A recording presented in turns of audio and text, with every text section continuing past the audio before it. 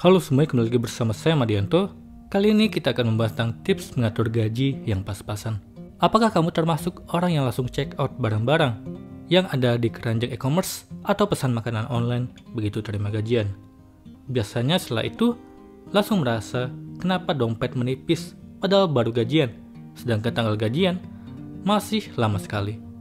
Kalau begini terus, rasanya gaji yang pas-pasan hanya numpang lewat saja di rekening. Kalau kita selalu menjalani hidup dari gaji ke gaji, seperti itu setiap bulannya, akan sulit untuk bisa menabung, apalagi investasi untuk jangka panjang. Berikut adalah tips mengatur gaji yang pas-pasan. Yang pertama, catat pemasukan dan pengeluaran.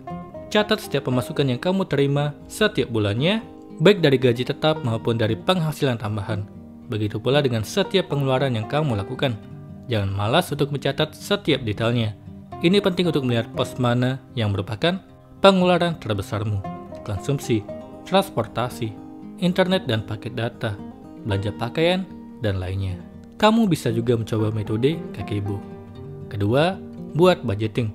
Setelah mengetahui kebiasaan pengeluaranmu setiap bulannya, kamu bisa mulai membuat budgeting. Hal ini untuk menjaga supaya kamu tidak mengeluarkan uang lebih dari yang sudah ditentukan. Kalau dari pencatatan keuangan sudah menggunakan metode Kakeibo, kamu bisa melanjutkan budgeting dari metode yang sama. Alternatifnya, kamu bisa mencoba metode budgeting ala Lee Ka-shing atau yang lebih minimalis seperti metode 50-30-20 dan 80/20. Kamu bisa mencoba semuanya dan mencari metode mana yang lebih pas untukmu. Ketiga, bayar kewajiban dan sisihkan untuk tabungan. Begitu menerima gaji, apa yang pertama kali kamu lakukan? Sebelum membeli barang apapun, pastikan kamu bayar tagihan atau cicilan dulu. Jangan sampai melebihi batas tempo agar terhindar dari biaya denda. Setelah itu, sisihkan juga minimal 10% dari penghasilan untuk ditabung. Keempat, pisahkan pos-pos pengeluaran. Setelah memisahkan dana untuk membayar kewajiban dan disisihkan ke tabungan, kamu bisa memisahkan sisa uangmu ke dalam pos-pos pengeluaran sesuai budgeting yang kamu buat. Kelima, selalu membawa daftar barang saat belanja. Daftar barang belanjaan bisa dibilang hal yang sederhana, tapi ini yang bisa menjaga supaya kamu tidak belanja dengan kebablasan. Saat belanja kebutuhan pokok, baik mingguan atau bulanan, usahakan untuk fokus pada barang-barang yang ada di daftar belanjamu saja. Jangan sampai tergoda untuk mengambil barang lainnya.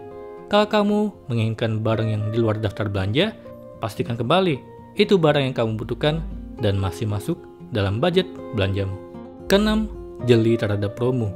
Tidak ada salahnya memperhatikan promo yang sedang berjalan, baik ketika belanja offline maupun online. Saat belanja offline, lihat ke bagian atau rak barang promo, lalu cek apakah barang yang kamu butuhkan ada di situ. Saat belanja online, ada momen belanja di tanggal-tanggal tertentu yang bisa dimanfaatkan. Manfaatkan promo, tapi jangan jadikan ini sebagai alasan untuk belanja yang tidak perlu. Yang terakhir, utamakan kebutuhan daripada keinginan. Saat kamu memasukkan satu barang dalam keranjang belanja, tanyakan kembali pada dirimu, apakah ini barang yang kamu butuhkan atau inginkan. Untuk mensiasati gaji yang pas-pasan, utamakan pengeluaran uang untuk hal-hal yang sifatnya memang kamu butuhkan. Tunda keinginan membeli barang-barang keinginan dengan membuat tabungan terlebih dahulu. Misalnya, sisihkan 10.000 per hari untuk membeli barang yang kamu taksir baru-baru ini. Bedakan skala prioritas untuk barang yang memang harus dibeli sekarang dengan yang bisa kamu jadikan future spending. Untuk memilikinya, kamu harus melalui proses menabung terlebih dahulu. Begitu dana terkumpul, siapa tahu ternyata sudah tidak menginginkan barang tersebut dan tabungan bisa dipakai untuk kebutuhan lainnya. Kali ini kita akan membahas tentang hal yang lebih penting dari menabung. Jika sebelum-sebelumnya video saya membahas topik tentang pentingnya menabung, maka kali ini kita akan membahas soal hal yang lebih penting dari menabung. Jadi begini, menabung adalah kegiatan wajib bagi orang yang sudah mampu memenuhi kebutuhannya. Akan tetapi tidak semua orang diharuskan menabung terlebih dahulu. Kenapa demikian? Karena ada beberapa hal yang menurut saya lebih penting dari menabung. Berikut adalah beberapa di antaranya. Yang pertama, memenuhi kebutuhan. Sebelum menabung, sebaiknya penuhi terlebih dahulu kebutuhan kita, terutama biaya makanan pokok. tagihan listrik, tagihan air, gas, biaya bensin, biaya pulsa dan internet, dan kebutuhan penting lainnya. Ketika segala sesuatu menjadi sangat sulit dalam hidup, kita memiliki dorongan yang dalam untuk memotong semuanya kembali ke hal-hal yang esensial. Jadi sebaiknya penuhi kebutuhan terlebih dahulu. Ini semua adalah strategi untuk memastikan bahwa kita memenuhi kebutuhan paling dasar setiap hari tanpa terganggu oleh benda-benda kurang bermanfaat dalam hidup. Percuma kita pusing memikirkan tabungan, tapi kebutuhan utama tidak terpenuhi. Maka dari itu kita perlu untuk memikirkan kebutuhan utama terlebih dahulu untuk memenuhi keberlangsungan hidup kita. Kedua, membayar kredit KPR dan hutang lainnya. Jika kamu sedang melakukan kredit rumah, motor, mobil, dan lain sebagainya, maka kamu perlu untuk mementingkan biaya pembayaran kredit tersebut terlebih dahulu. Kalau telat bayar, maka akan ada kemungkinan barang kredit tersebut akan disita.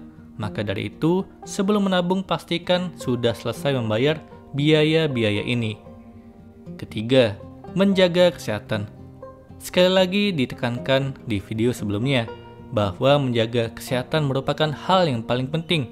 Jadi sebelum menabung, pastikan biaya untuk menjaga kesehatan sudah terpenuhi. Seperti biaya untuk membeli jus buah dan sayur yang menyehatkan atau membeli yogurt dan yang lainnya.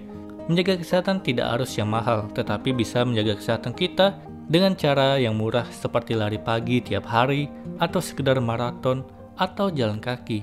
Hal ini penting karena kesehatan lebih utama dibandingkan uang yang banyak. Ketika kita sehat, maka kita bisa melakukan apapun. Ketika sakit, pasti kita sadar bahwa kesehatan adalah segalanya. Tapi saya doakan kembali, mari berharap bahwa kita semua adalah orang yang sehat selalu.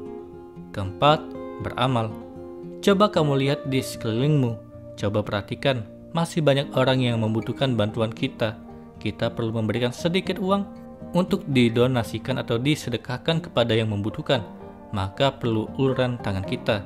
Dan kita pun perlu untuk memperhatikan orang-orang tersebut. Orang-orang yang paling mulia di dunia ini adalah orang yang mampu menyantuni fakir miskin dan orang yang membutuhkan. Kelima, investasi. Investasi menurut saya lebih penting daripada menabung. Hal ini karena berinvestasi bertujuan untuk jangka panjang, sedangkan menabung lebih ke jangka pendek. Investasi bertujuan untuk melawan inflasi. Ketika harga barang dan jasa semakin mahal, maka uang yang kita miliki akan memiliki daya beli yang lebih rendah. Untuk itulah kita perlu melakukan investasi. Itulah tadi hal yang lebih penting dari menabung. Semoga ini bermanfaat. Sekian dan terima kasih.